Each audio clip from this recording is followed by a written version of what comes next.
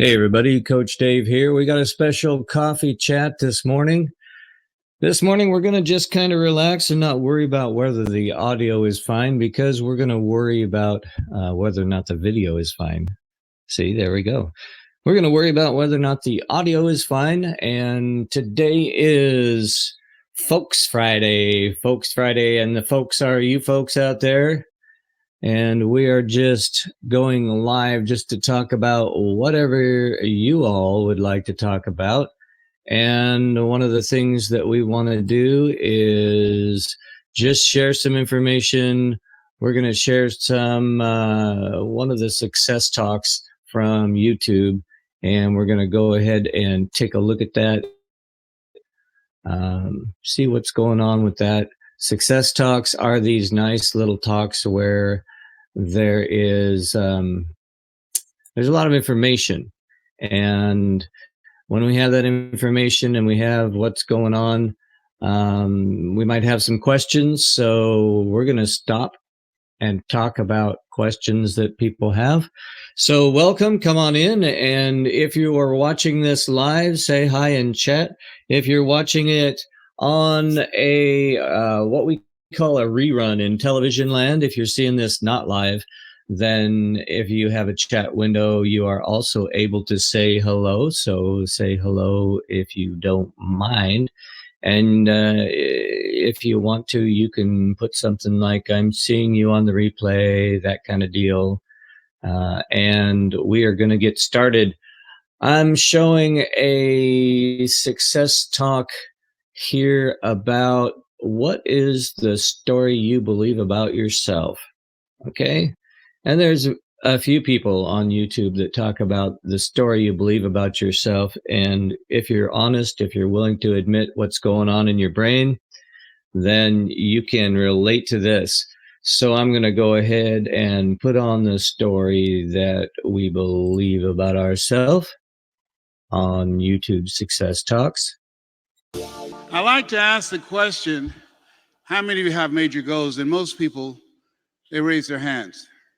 But I want to ask you another question, a question that I've been grappling with myself.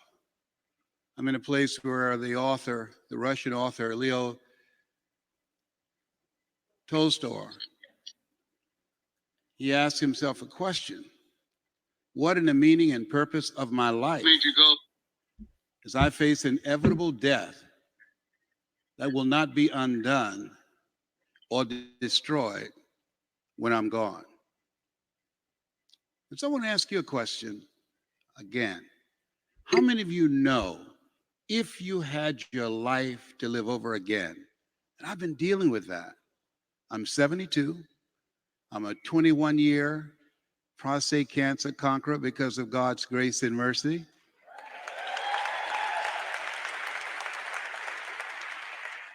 And trust me, it's better to be seen than to be viewed. But I want to ask you, how many of you know, if you had your life to live over again, you could have done more than what you've done thus far? Raise your hands, please. Now, that proves a point that what we do and what we accomplish in life is only a tip of the iceberg of what's possible for us. So I want you to think about some major goals that you'd like to achieve in 3 different areas. Number 1, some personal goal. What's a personal goal that you'd like to achieve? I want you to think about that. My first personal goal was to buy my mother a home. That's Mrs. Mamie Brown. And she adopted my twin brother, Wesley, and I. Which one am I, on the left or the right? I'm the cute one, all right? I'm on your left. She adopted us and 5 other children. She only had a 3rd grade education. And I was determined I was going to take care of her, to buy her home. She worked for wealthy families on Miami Beach. She cooked for them. And we ate the food left over from the families that she cooked for. How about it, guys? Do you have a story? You can probably relate to some of this. If we think about our story, we think about the story we believe about ourselves. And, you know, is the story that's going on in your head the real story of what's really going on in your life? And I'll go back to the story here. she kept her children, and we wore the hand-me-down clothes of the children that she kept. And I remember walking around these big, beautiful mansions on Miami Beach saying, Mama, and she said, what is it, Leslie? I said, when I become a man, I'm going to buy you a big, beautiful home just like this. And she said, oh, you don't have to do that. I said, I know, but I want to. How many have somebody special you'd like to do something for? Raise your hands, please. Let me share with you how you do that. And now I want you to think about your financial freedom number.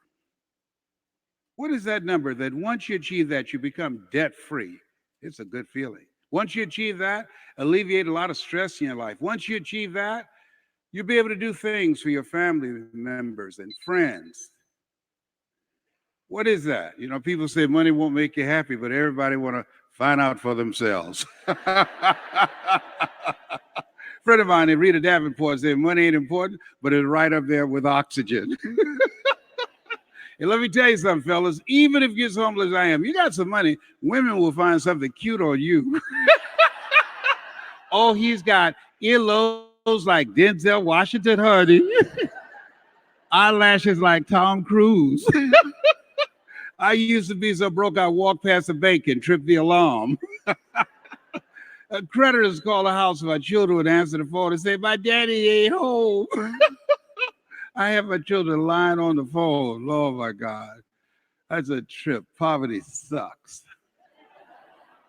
At this stage of my life, I want to give as many people hope as possible. I want you to take your phone out. And I want you to videotape me live on your Facebook. I want as many people to see this message as possible. Hey, Nicole. Good to see you. I'm just sharing some information here. And our good friend Les Brown talking about the story that you believe about yourself. I thought this would be a great Friday item to just play along with. And again, we'll pause the video for anybody who wants to make a comment or talk about it, share something in their life that is the same as what he's talking about. So let's take a listen. I believe we live in the greatest country in the world. And there's something wrong in this country when more people committed suicide last year than died in traffic accidents. In this country where people try and outswim sharks to get here. In this country where people try and outrun Jeeps barefooted to get here. There's something wrong. And I believe that a lot of people have just lost hope. Hope and this, I don't care what anyone says, America has never stopped being great. We're the greatest country on the planet, bar none. So I want you to think about your financial freedom number, and whatever that number is, and listen to me closely, I want you to multiply it 100 times. Multiply it 100 times. And don't ask yourself how you're going to do it. How you're going to do it is none of your business. My favorite book says, lean not unto thine own understanding, in all thy ways acknowledge him, and he shall direct thy path. You have a power and a presence in you that can do more than you can ever begin to imagine. I'm telling you this based upon my own experience. No one could have told me, based upon my experience, born in an abandoned building on a floor in a poor section of Miami, Florida called Liberty City. No one could have told me being adopted, and when I was in 5th grade, I was labeled educable, mentally retarded, and put back from the 5th grade to the 4th grade, and failed again when I was in the 8th grade. No one could have told me with no college training I would be doing what I'm doing now. And I didn't do it, I'm embarrassed to say, for 14 years. Because I talked myself out of it.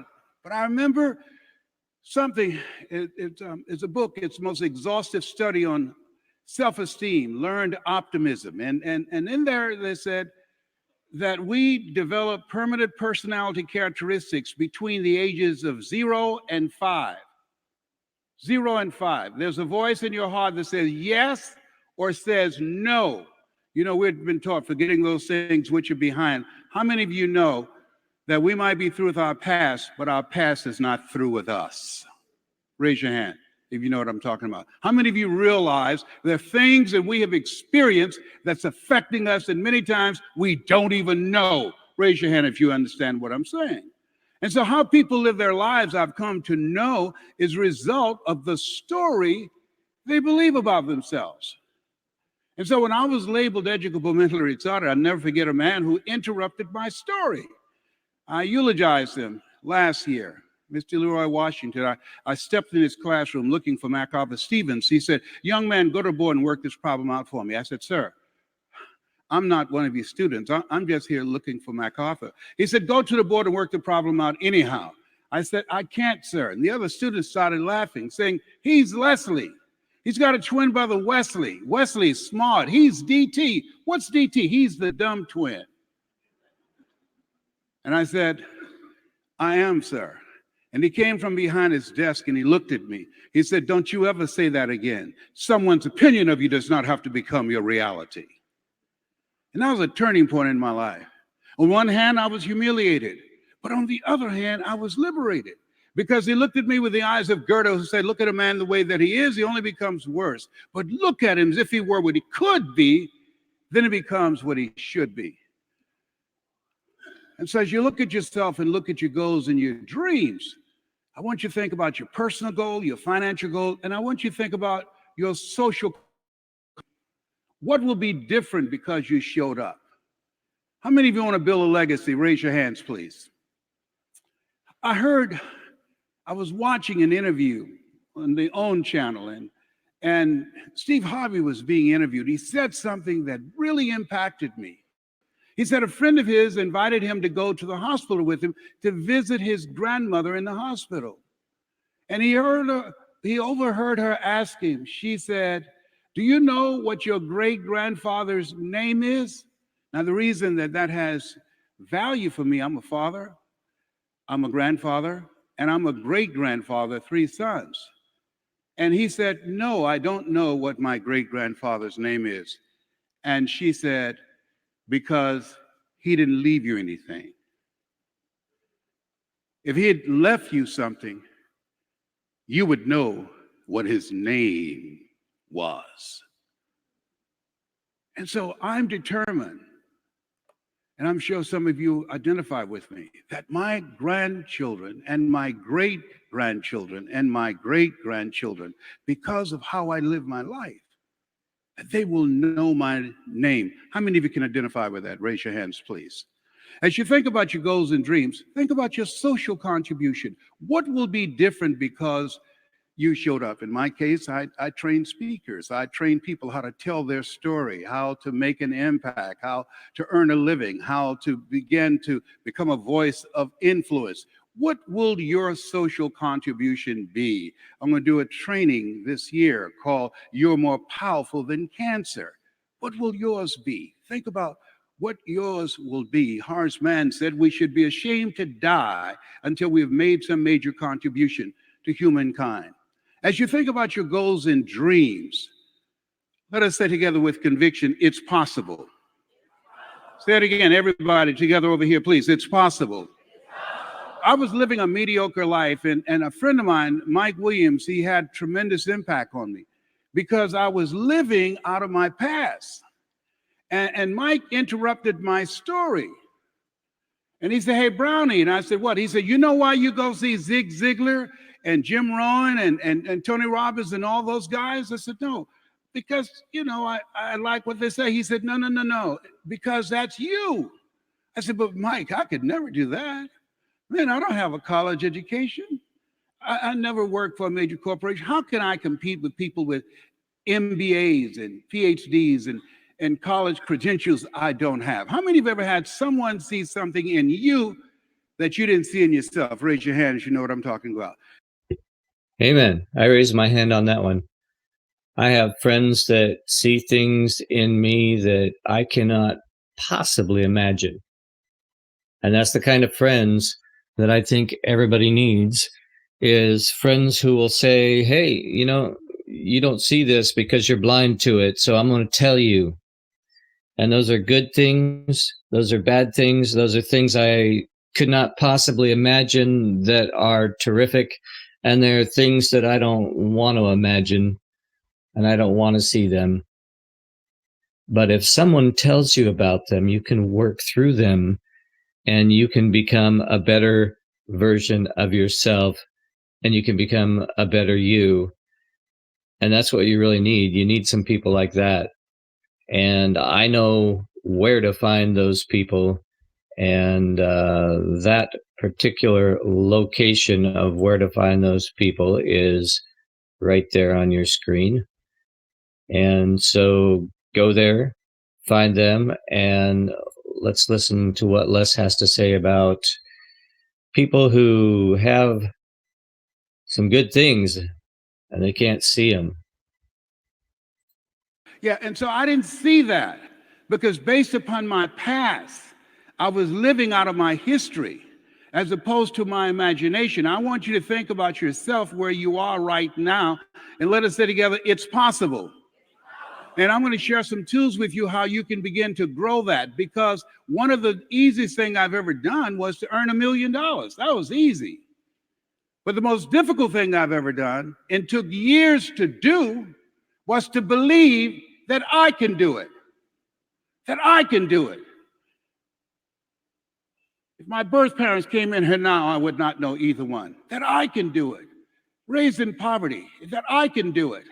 Being labeled educable, mentally retarded, and failing twice in school, and being called DT, the dumb twin. I had no clue.